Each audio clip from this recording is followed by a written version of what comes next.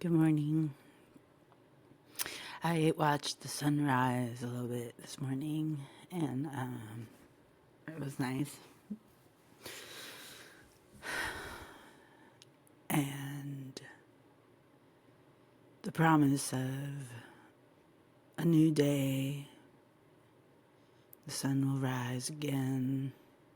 It's nice, but it's not a given. It's never a given. It's never a given that we'll have another day. And while that can make people, freak out,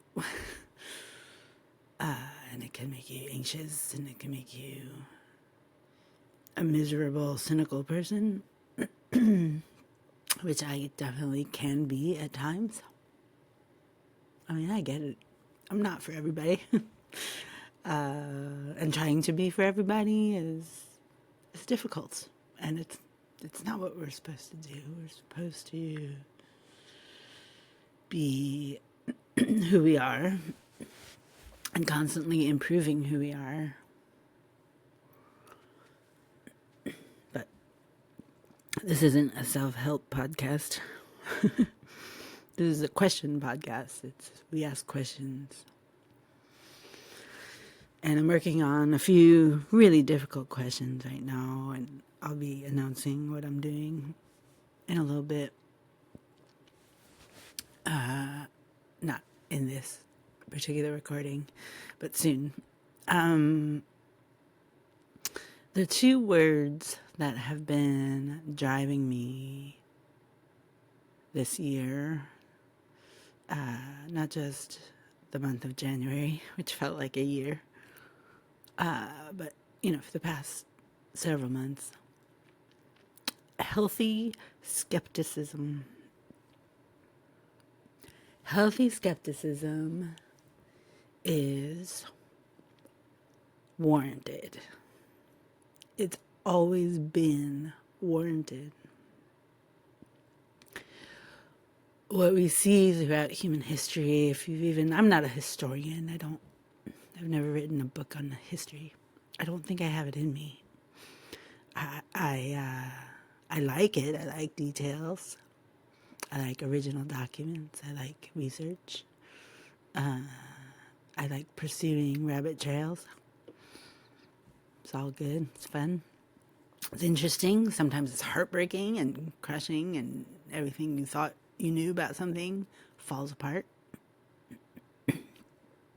But in that process, I have found it's for my good. Like, I don't want to believe lies. I don't want to believe some whitewashed version of history. I want to know what really happened, and I want to understand from more than one side. The winner writes history. So I've always been a healthy skeptic. I am from a young age. And I'll tell you right now, that's what's gotten me into a lot of trouble. Because skepticism of any kind puts a big target on your back. Because people don't like it. And there's a couple of different kinds of people who don't like it. Obviously, abusive people. People who abuse and want to get away with it, which is, everybody. Those are the people that cannot have you poking around and cannot have you questioning anything that they do or say. When they lie, and it just kind of, you don't know it's a lie, it kind of sits funny with you, and you're just like, huh.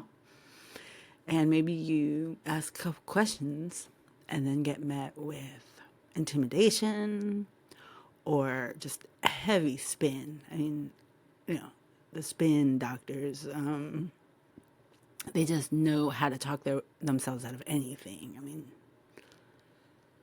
I could be like that. I could. And I have been in my life. I've been a liar. I've been someone who misrepresented the truth. And it almost wrecked me. I did some really awful things in my life. And it's led me to really dark places. Thankfully, God has saved me, and He's used people to do it throughout my life. It's a whole other story. But being a healthy skeptic means I'm going to take what you said at face value until I can't. Because at some point, there are people who say things, and it just keeps kind of getting under your skin, right? And you think, well, that doesn't add up, or it's not what you said last time, or, I heard someone else say XYZ, and you're saying ABC, and I'm trying to put that together. I'm trying to get from A to Z in a logical, rational manner. And that means asking some more questions of some more people. Maybe you see things a certain way and other people see it a different way, and everybody has their opinion and their own interpretation. Everyone's coming with their own degree of skepticism. Everybody's coming with, a need for, not everybody, but a lot of people want things to be easy and comfortable, and will do a lot to just ignore things that look problematic or look like conflict. I've talked about that many times, that conflict is not easy. And if you want to do it well and you want to actually bring about peace and not some false performative peace, it's hard work. It is. It just is. I mean, the human experience is filled with hard work. Unless you're abusive. The other kinds of people that come, that come at you when you're a healthy skeptic are people who are comfortable. So they're not necessarily outright abusive towards you or anyone else, but they're comfortable, and you're disrupting their comfort. You're rocking the boat. That you're putting a, what's that expression? I'm so bad with expressions. You can ask my husband. Putting a spoke in the wheel. Is that right? Anyway, a monkey wrench. Where you're jamming their spot or whatever. You're making trouble, and you're causing them to be discomforted, and you're making them feel like they just can't put their heads in the sand anymore. Wow, there's so many metaphors in there. Anyway, I do think that we're at a time now where there's a lot of reward in being disconnected. A lot of my former denomination dudes will say, stay above the fray, stay out of the fray. Just, fly under the radar. And just stay out of it. Why can't you just, look the other way? Like we do. Or, the same guys like, he gets to be in the fray, but I don't. Robin Wooten doesn't get to voice her concerns. I don't have any platform, I don't have, that's why I started this podcast with another pastor's wife friend, who the two of us were like, where do we go? Where do we go? We can't have these conversations anywhere. We get shot down. So when you're a healthy skeptic, you don't go all over the place and spreading, gossip and slander. And let's remember that gossip and slander are two different things. Slander has to be a lie, and you know it. And you start spreading things that are not true, that are not true, in order to win. But healthy skeptics don't do those things. They don't run around from house to house spreading lies or misrepresenting the facts or people, disparaging people's character. They ask questions and they find safe places to do that. And they gather research. They get evidence. And evidence, remember, includes personal testimony. So when you're talking to someone and they tell you a story and they don't know what you know, they say things that don't match up with what you previously knew, your healthy skepticism kicks in. And you say, I heard, or so-and-so told me, if you have permission to share it, so-and-so told me blah, blah, blah, and you're saying this, and those two things don't go together.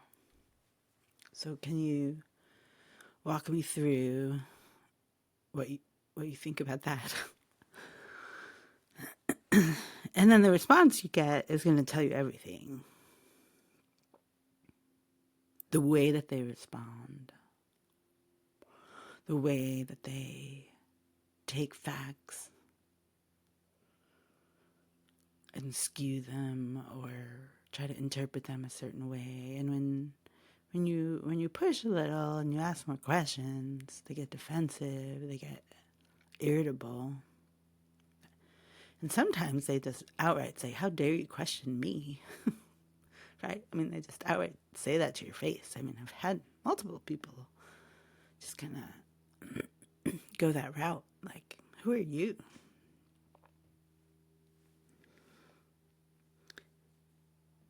And it's so discouraging when it's Christians. It's so discouraging when it's Christian leaders who ministry leaders have been doing ministry for a long time. Long time. Some of them. And it just makes a healthy skeptic wonder, have they always been like this? Is this how they got to where they are? Because I'll tell you right now, the abusive person and the comfortable person make a really solid team. They will absolutely run the show.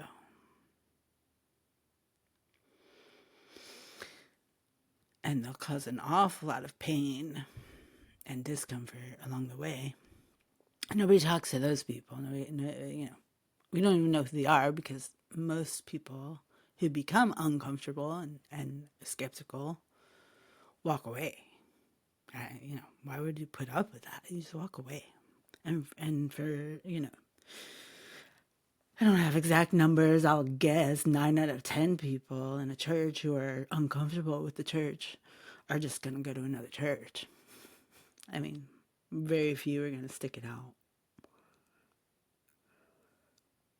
But, I mean, we've seen that. Every survey that's coming out, 10 years ago, my husband and I read a book by a mainstream, it was Lifeway, came out with this study, and it was like, yeah, people just, the transfer growth in churches is out of control. Literally, there's no control over it because people just leave.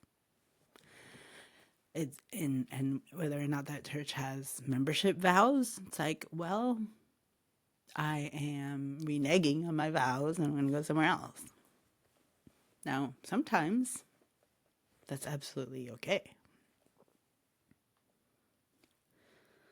It's case by case, right? I'm not going to make some blanket statement that all the time it's bad for you to leave a church. Absolutely not. Like, there's no way I could make that statement. If you know my story,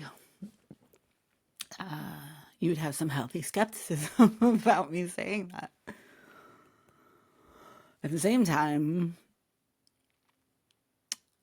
for some of us who are not just congregants who go to a church, not to say that that's lower than us, because it's not true. But some of us have worked for churches, been on staff, have represented our church in many ways in the community, and been pastors and elders and leaders of a church. And it's different. It is different for us than from an average member of a church. And sometimes I think the difference comes out in the way we talk about our skepticism. Because it's one thing when you are, someone who comes to church every Sunday, but are not in leadership and don't sit through the meetings and don't have the conversations with the leaders of ministries and your elder board and whoever.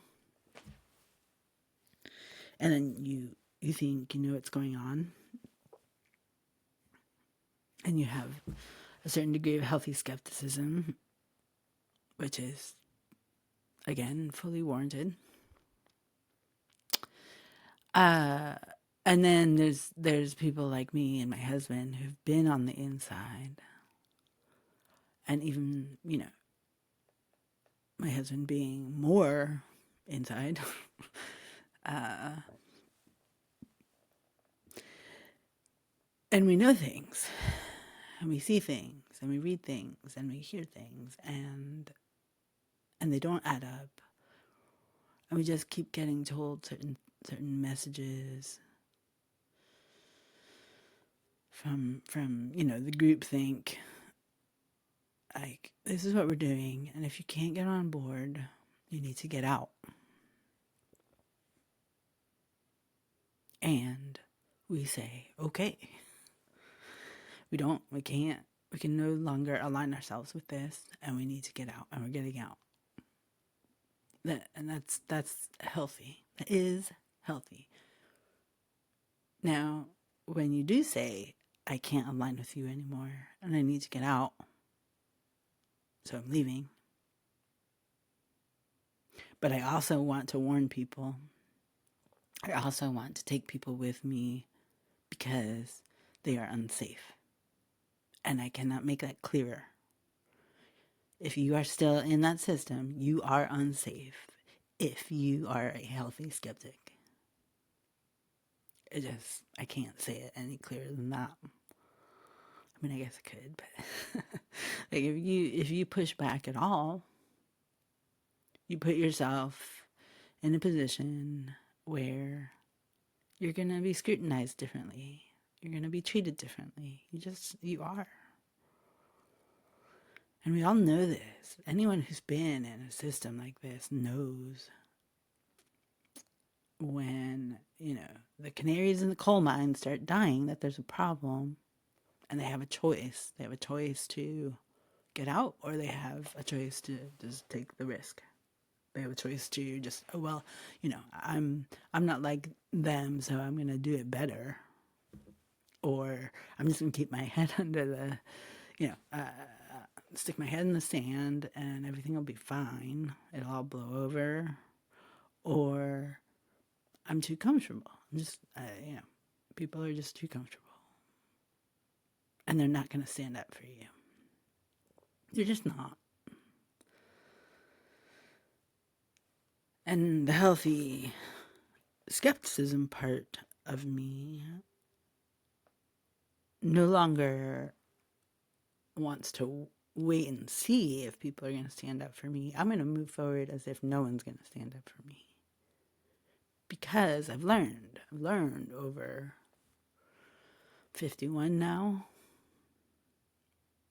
I've learned over my whole life that whenever someone goes out on a limb, there are very, very few people that are going to have them, support them, make sure the limb doesn't break, catch them if they fall, all the metaphors. There's very few people who will be there for you. Now, I say that, And I think it's changing.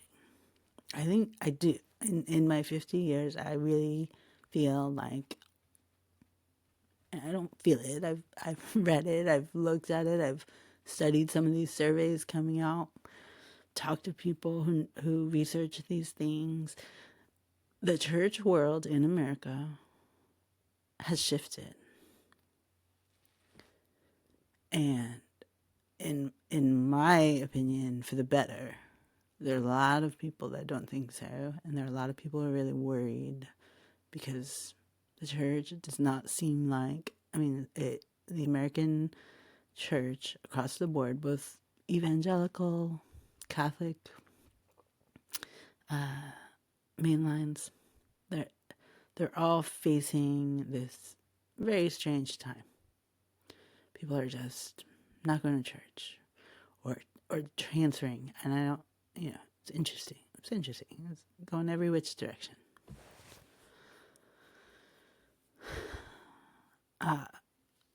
And I think there's more and more people willing to say when someone pushes back on a system, there are more and more people willing to say, well, let's look at that. Maybe, it's the rise of the healthy skepticism, right? Age of skepticism. We've seen people write things about being cynical. There's a difference between being a cynical critic and actually pushing for truth.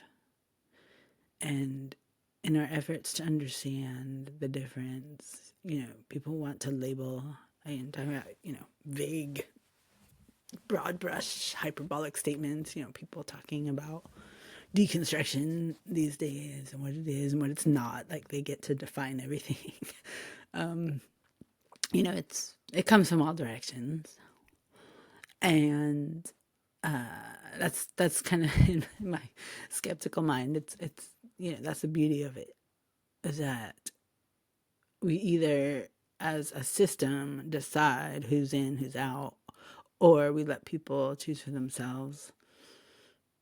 And there's this constant tension between individualism and the collective, right? But anyway, to wrap this up, I think we're in the age of skepticism, where people don't trust institutions, they don't trust leaders, they don't trust each other. And in my mind, that's okay. It actually is. And there are a lot of people who hate that because they're either abusive or comfortable.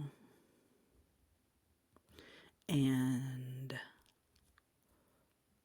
I need us all to consider that when it comes to pushing back and saying, being skeptical is part of following Christ. It is. Because Jesus himself came to this earth and walked this earth as a human being, fully God, fully man, a mystery that we'll never fully explain. And he pushed back on some pretty powerful people.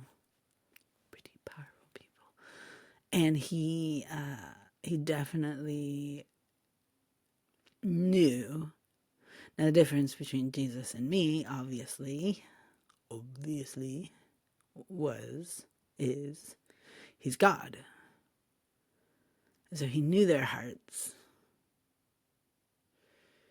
He knew their souls, and he knew their end, like where they're going to end up. And so the difference is you can't label him as a skeptic per se, because he knew. I don't know. I don't know what's going to happen. I don't know. I can't read other people's souls. I don't know what they're really trying to do. I can watch and observe and listen, and I could try to understand, but I'm not going to know. And there's definitely been times I've overstepped and I've assigned motives to people. But what I've learned to do is to ask questions. Ask it as a question. Here's what I think you're doing. Is it what you're doing? Is it your heart that ABC XYZ? Like, is this what you're really thinking? Because I feel like that's important. And people don't like that either. The same people. The comfortable people who don't want to be pressed and don't want you to press on their friends. And the abusive people who don't want you to press on them, push their buttons. They don't want it. I just accept what we do. We're always right. We're always doing our best. Give us the benefit of the doubt. All those things come out. Like, just, trust the process. Who's in charge of the process again? And who's enacting the process? It's not me. So yeah, healthy skepticism is my mantra, I guess. It's not a mantra. I don't repeat it to myself. I believe that this is the time for healthy skepticism. And I admire the people who can be in those systems and can enact that role of healthy pushback and saying, yeah, we need to talk about this because it's not adding up. And we can't look away. In this day and age, we cannot look away. Thank you.